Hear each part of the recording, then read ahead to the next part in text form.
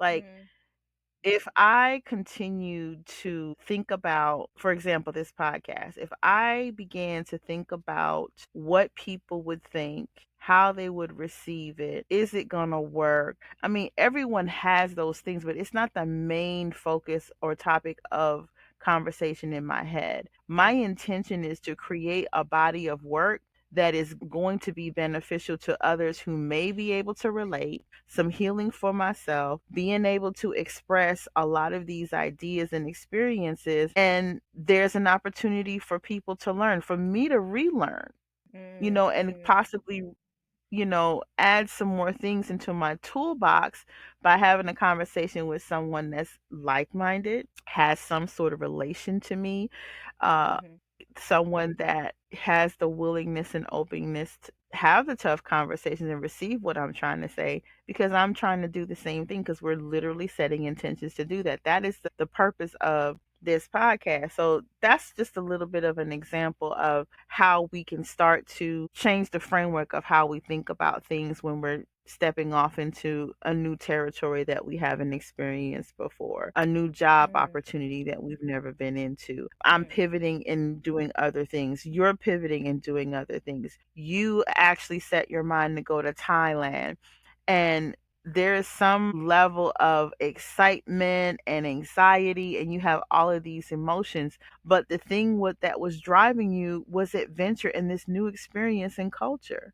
That's mhm. what drove you, and And that's that is what another pla- thing too that I had to figure out whether I was doing it because it was a place of exploration and adventure, or was it avoidance because of the situations in Mhm. my life. So I took a step back and I went through and processed everything, had a little meditation moment, and I realized my like lust for travel and exploration doesn't come from me avoiding and not wanting to be around like family and like friends. Mine is just the fact my sense comes from a sense that there's so much to learn about other people and how to connect to people, and it's not just the way Americans think, it's how Europeans think, it's how Asians think, it's how different people from different countries connect to people. And I think that is the main focus of like why I want to travel so much. I love learning about Mhm. cultures and how people interact. So, yeah. And even with that, I still have moments of, okay, are you really going to do this? No one in your family's ever done it.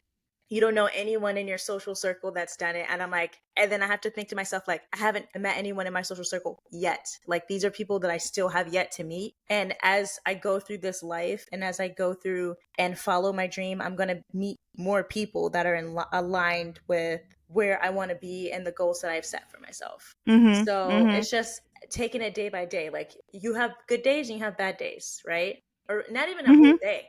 Most of mine is just like a couple of minutes, and I'm just like, Those are just whoa, that, experiences. Those are just moments. It's just a timestamp yeah, it's moment, a blip. you know, Yeah. that, yeah, it's a blip compared to all of the other amazing things that have occurred. I mean, I do my best to, when I wake up every morning, to be in this space of gratitude and Mm, appreciation that I get to see another day. And that's been my new, I have several mantras that I have stood by. I get to experience this day. I get to get up. I get to go mm, get coffee. I get to, not I have to. I've really changed the framework. I've changed the wording of how I express things. And it had been a practice of me journaling every morning and having a quote gratitude journal, but I really focus on the little things, and it mm, and everything just adds up, and there's so many different things that I get to experience. And if I were to compare, and I try to stay away from comparing with other people, there are some people out there that don't get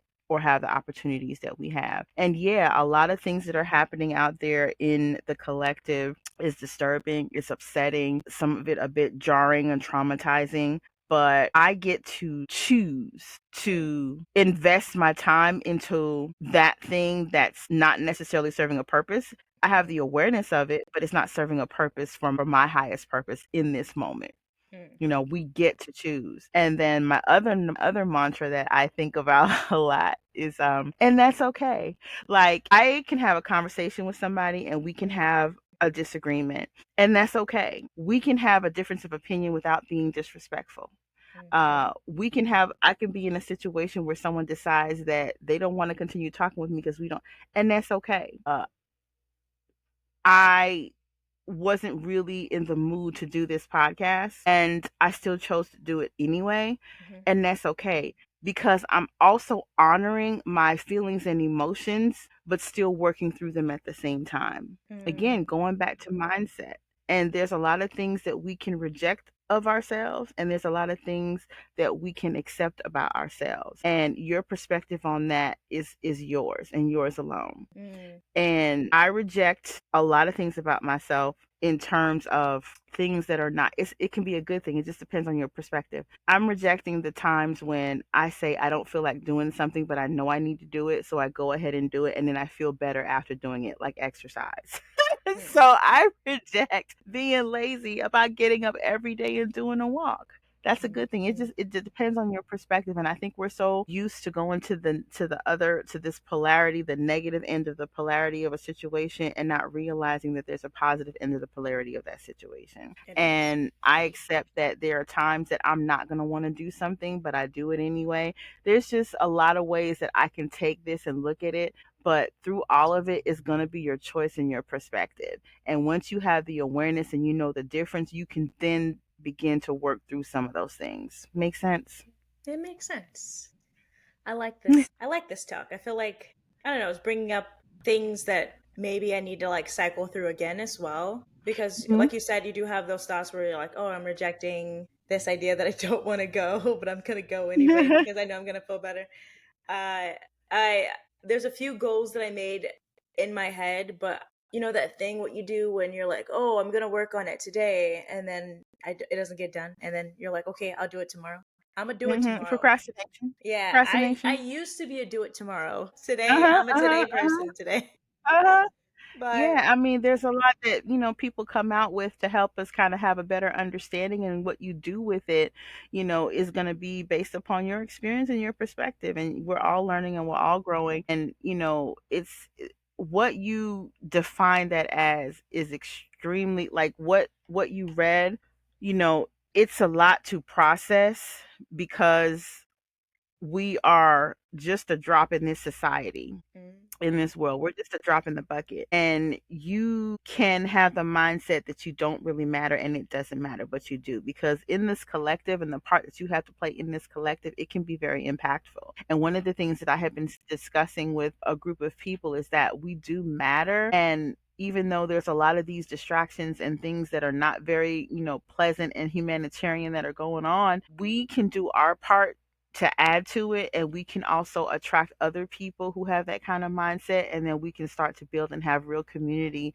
to kind of help resolve some of these things. We have to start being solution based, and it really starts with us. So with mm, you bringing up this topic of self-rejection and self-acceptance, that's a work that we all have to do a vision individually. And when we come together, there's going to be less judgment, because we have a grounded foundation of who we are in ourselves. I love that.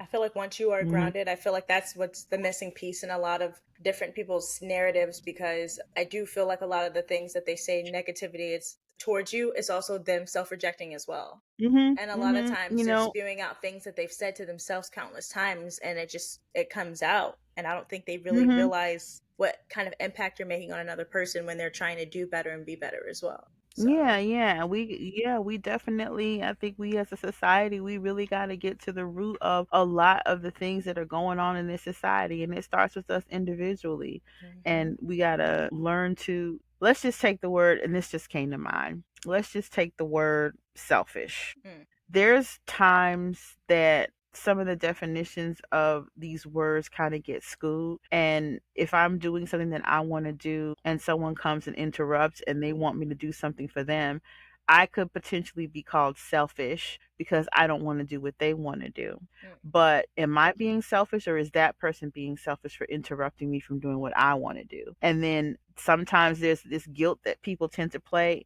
and then we think we're being selfless, mhm, and we're not. mm, So when you're looking at the etymology and the definition of some of these words, really take a step back and understand that when someone else comes along and they define you as being this, what are they really doing? A lot of people are out there in the collective are manipulating people into what they want to do. And I don't think Mhm. it's selfish for me to want to do something for myself with myself that doesn't include another person. There's a time and a place for everything. And I Mhm. think the time for us to be, I think it's healthy for us as individuals to be selfish because Mm. there's too much attention on helping the other person, but we have to be able to help ourselves and fill our own cup up before we can be the person for other people. And Mm. people are giving from a deficit. They're not giving from what we call overflow. Mhm. We're not able to fill our cup up because this person is here and grabbing this, or this particular responsibility is making us have to do this. And this is why we have to learn or be in this space of kind of, cutting out all the noise and the external stuff that's around us so we can get grounded and be the best version of ourselves and be of service to others. But we got to be of service to ourselves. Again, Mhm. going back It's to this self-rejection and self-acceptance, mhm. we have to take the inventory with ourselves. We do. No one's going to prioritize you as more than you are going to protect. Yeah, no one's going to prioritize you more Right. than you are going to prioritize yourself.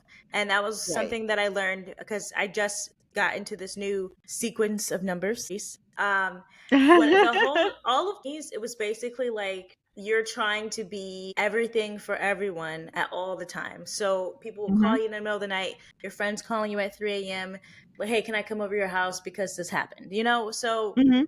I feel like in my I feel like there are like boundaries set up and it does come off as selfish. And honestly, I don't feel like the word selfish is negative. I feel like a lot of people think of it as a negative thing, but I thought of it as my like catalyst to be more in tune with myself. If there's something that I don't want to Self-preservation. do, yes. Mhm. If there's something that I don't want to do, I'm not going to do it. So Right. when someone's calling me like, hey, can you do this, and I only have like one off date, I'm not doing it, and I feel Right, guilty. I right. really I do know. feel that guilt, but I also feel Yeah. that satisfaction that I'm taking a day to rest. I'm taking a day to catch up on everything that I need to catch up on, and then I'll go through, and if I have time, I will help if I feel like it later. But you have to prioritize yourself, and I think we're so used to being, like I said, everything for everyone else, it gets kind of hard. Mhm. But I don't know. I don't think selfish is like a Yeah. bad thing. I think it's a Yeah. good thing. Right, right, right. And where do you think that guilt comes from?